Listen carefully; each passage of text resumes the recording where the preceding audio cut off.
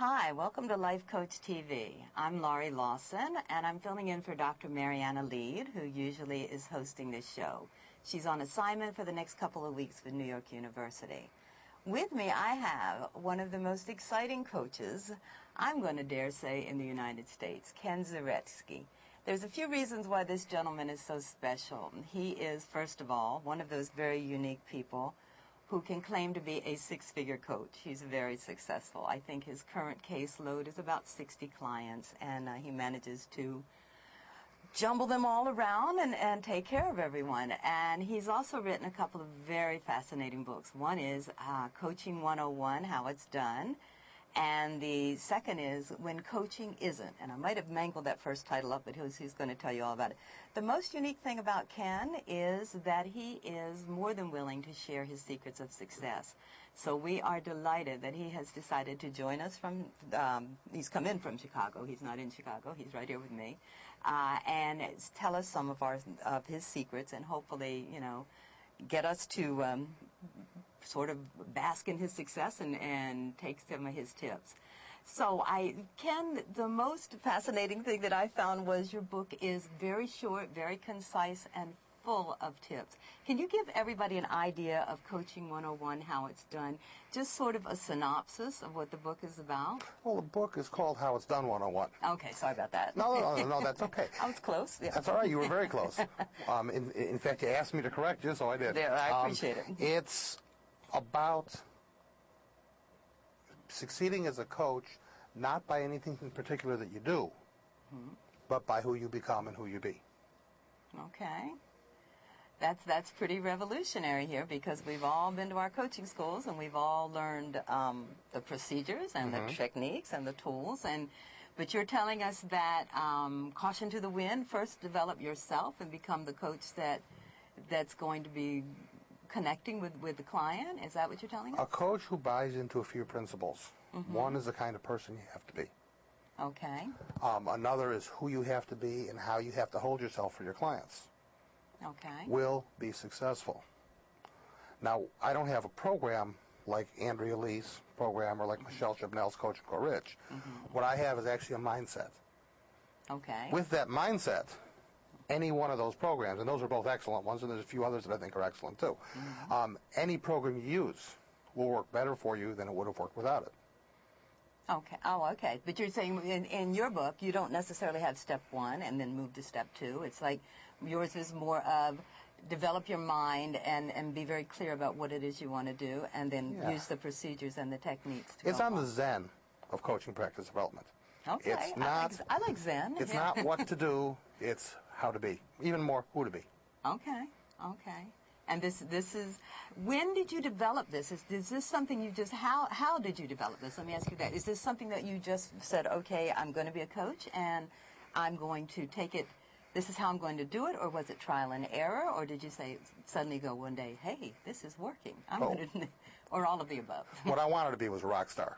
Okay. I never ever imagined being a coach.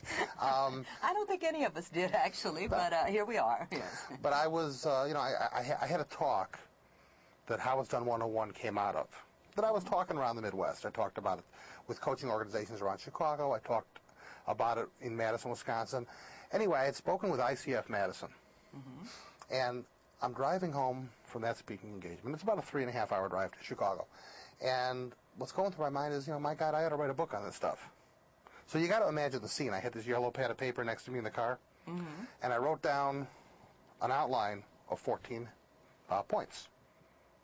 Now, those became the while driving. Yeah, while I was driving. Yeah, this was Friday. And also has ADD. I do. Yes, I do. and that's why he gets so much done. But we'll talk about that in another session. I might be the poster boy for attention deficit disorder. Yes. But anyway, I wrote down the 14 points that became the 14 chapters, except that there's 15 chapters because I added one later. Okay. But I tell everybody that I wrote How It's Done 101 in 2 weeks.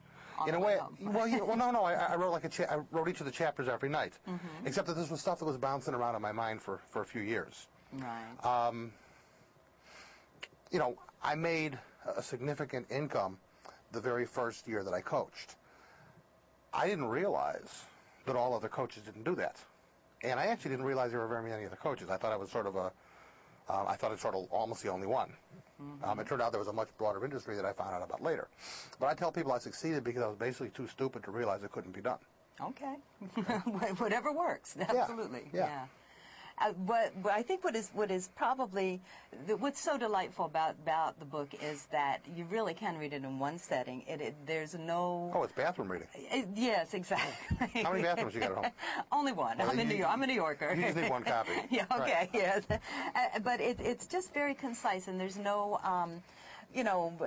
Expansion or flowery words. It's like, here, this is how I do it, and some truth things. And at one point, I know that you also tell people, you know what, if you've done everything that your school has told you to do, and you've done everything of the networking, and you've done everything that business people have told you what to do, you might not need to be a coach. It might be that you're going to take this experience and expand whatever else you can be, because coaching has some marvelous, techniques and tools and self-awareness. And I just think that is so amazingly honest for a coach to tell other people, you know what, if it's not working, maybe you need to adapt it to something else. Absolutely. Lori, I've seen a lot of coaches struggle with what niche they want to have, with how they're going to make a living, with if they're going to make a living. They go for 2, 3, 4 years, literally. And I mean, I know, quite a few of these people are friends of mine. And they don't have any clients. They're still talking about getting their first client, or they only have 2 or 3 clients. Yeah. And if you've gone on for years and continue to coach because you're dedicated to coaching, that's a wonderful thing to do, to be. You're probably a very good person. Yes. And I respect you. I love you. That's terrific. But maybe you should be making a living instead, and take the wonderful skills that you've learned in coaching school and use them to help people some other way, somewhere else. And if anybody says, so-and-so, you're a loser, you gave up, what the heck's the matter with you, just tell them Ken Zaretzky said I could. There you go. Okay. There's nothing wrong. You're not, somebody would not be a failure.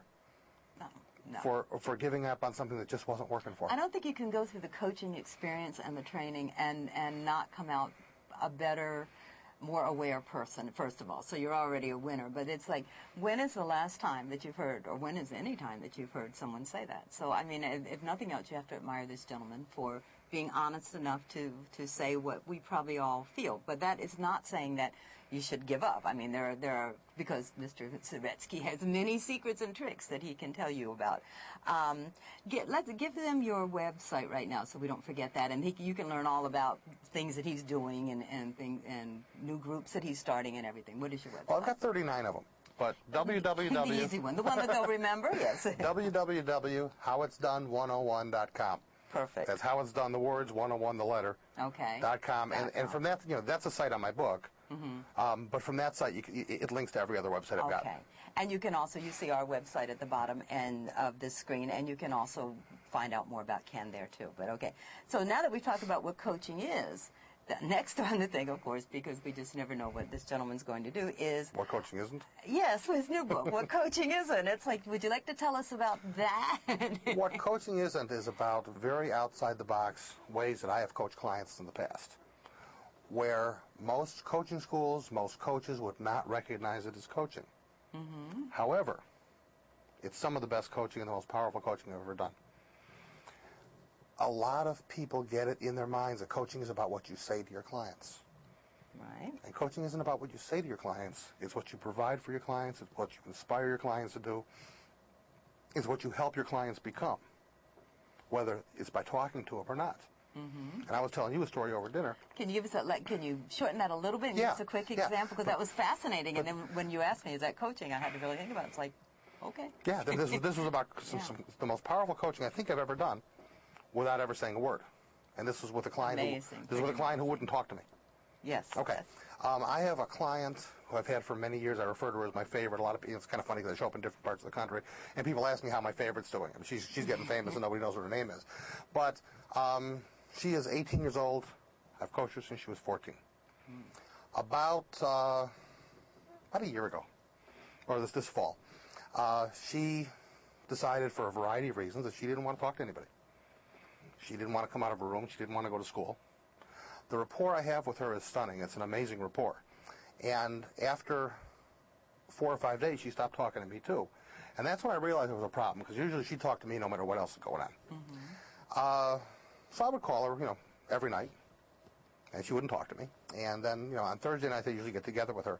So on Thursday, I showed up at her mom and dad's house, and she wouldn't come out of her room. So I hung out until around 9 o'clock because I wanted her to see what it looks like when somebody just won't give up on you. Mm-hmm. Okay. Went home around 9. Called her every night for the rest of the week. Still wouldn't talk to me. The next Thursday, I go over to their house. This time I'm a little bit more obnoxious about how I'm not leaving. And I was sitting around with Mom and Dad making a lot of noise, laughing. We ordered pizza. I mean, we were just having all kinds of fun. And about every 15, 20 minutes, I'd ask Mom to go up and say, you know, ask her a question. You know, you want to go out for ice cream? We want to get together and talk. At one point, I asked her mom to ask her if she'd like some heroin. Sometime around then... We're not necessarily recommending... No, I'm not recommending heroin. I was just trying to think of something to say. And around that time, I can't remember if it was right after that or something else I said, but Mom walks down laughing. And I said to her, I said, what is so funny? And she said, she does an imitation of her, and she goes, sometimes she can be so annoying. It was hysterical. Anyway, she still wouldn't come out of her room that night. Mm-hmm. So I'm driving home, and I'm starting to worry. What's going through my mind is, I'm going to lose this kid. I've got to create some kind of shift, some kind of breakthrough in her. And I have to do it by tomorrow. And I have to do it without talking to her and without her talking to me, because she won't talk to me. Mm-hmm. So I get home. I put on the Discovery Channel. Everybody watch the Discovery Channel. It's great TV. I put on the Discovery Channel, and they had a documentary about Schliemann's archaeological dig in the city of Troy. And very, very quick into the show, they had a vignette of a bunch of, I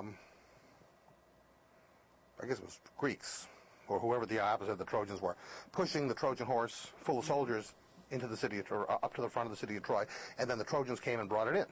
Okay. Right about then, I had this lightning bolt go off in my head. And I picked up the phone. It was the only number I could think of was 1-800-FLOWERS. I dialed the number. I ordered a $39 beautiful, what are they called? $39 beautiful autumn bouquet. Mm-hmm. And I put the following note on it. Dear, and I used the client's name, I will never, ever give up on you. I believe in you now totally. I always have. I always will. Don't give up on yourself. Love, Ken. That was it. The next morning, I get a call from the mom telling me how nice I am. And I said, it's not about being nice. I said, real honestly, this was the Trojan horse. And that's the name of the chapter, by the way. And I said, I had to get the message in somehow. I said, so what happened? She goes, well, she started crying. She was talking about how touched she was. And guess what she did today? I said, I don't know. She goes, she went to school. I said, great. And she said, I'm sure she's going to call you this afternoon. And she did. Fantastic. So it was without saying a word, I did some of the best coaching I ever did and created a breakthrough for my clients. That's what When Coaching Isn't is about. Right. And that's amazing thinking out of the box, and it's amazing response. And thank God for Discovery Channel. You're right. It is. Yeah, I would have never thought of it. It's connecting the dots, and it's realizing there's a problem and solving it, which is fantastic. And everybody should buy the book, but they should watch Discovery Channel. Yes. There are many sources of wisdom and knowledge. Yes, absolutely.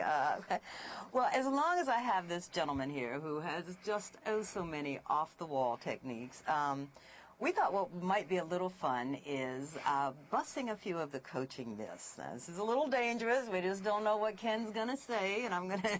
And it blows up in my face almost every time. If you see me punching him, you know that we're going to stop that conversation. But we were talking about a couple of the myths that sometimes we are so afraid that we're going to do something wrong, and we know that we have someone's